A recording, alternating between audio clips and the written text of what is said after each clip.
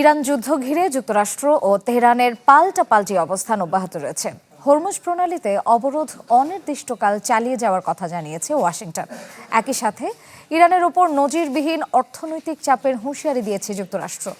অন্যদিকে প্রণালীতে জাহাজ চলাচল নিয়ে মার্কিন হুঁশিয়ারি প্রত্যাখ্যান করেছে ইরান। এর মধ্যেই হরমুজে এডিএনওসির দুটি জাহাজে হামলার ঘটনায় বেড়েছে উদ্বেগ। ইরানকে চাপে ফেলে চুক্তিতে বাধ্য করার নিত্য নতুন কৌশল নেওয়া অব্যাহত রেখেছে যুক্তরাষ্ট্র।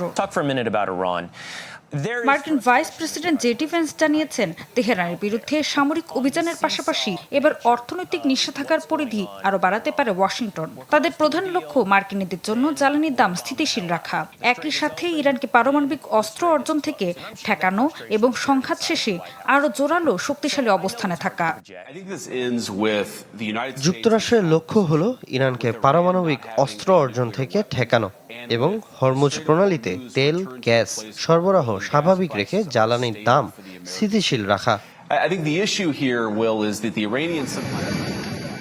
বাংলা কিউআর যেখানে নগদ পেমেন্ট সেখানে সারা দেশে 10 লাখেরও বেশি মার্চেন্টে নগদে পেমেন্ট করুন খুব সহজে। পাশাপাশি ইরানের ওপর অবরোধ অনির্দিষ্টকাল চালিয়ে যাওয়ার সক্ষমতার কথা জানিয়েছেন মার্কিন প্রতিরক্ষামন্ত্রী পিট হেগসেট। আর অর্থমন্ত্রী স্কট বেসেন্টের দাবি, তেহরানের বিরুদ্ধে এমন অর্থনৈতিক ব্যবস্থা নেওয়া হবে যা আগে কোনো দেশের বিরুদ্ধে দেখা যায়নি।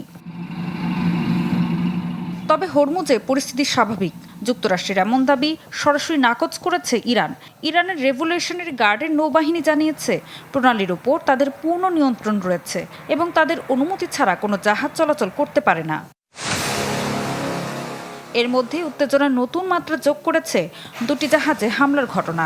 সংযুক্ত আরব আমিরাতের রাষ্ট্রীয় তেল কোম্পানি এডিএনওসির দুটি জাহাজ হরমুজ প্রণালী দিয়ে যাওয়ার সময় হামলার শিকার হয়। তবে এতে কেউ হতাহত হয়নি বলে জানিয়েছে প্রতিষ্ঠানটি। হামলার দায়ও এখন পর্যন্ত কেউ স্বীকার করেনি। এ ঘটনায় নিন্দা জানিয়েছে সংযুক্ত আরব আমিরাত ও মিশর। হরমুজের উত্তেজনার পাশাপাশি ইরাকেও দেখা গেছে সামরিক তৎপরতা। উত্তরাঞ্চলীয় এরবিলের আকাশে কয়েকটি ড্রোন প্রতিহত করেছে ইরাকের বিমান প্রতিরক্ষা ব্যবস্থা।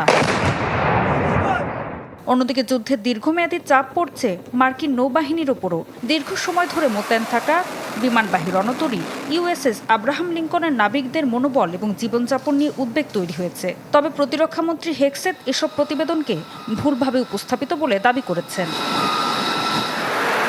ঋতু সাহা, চ্যানেল 24।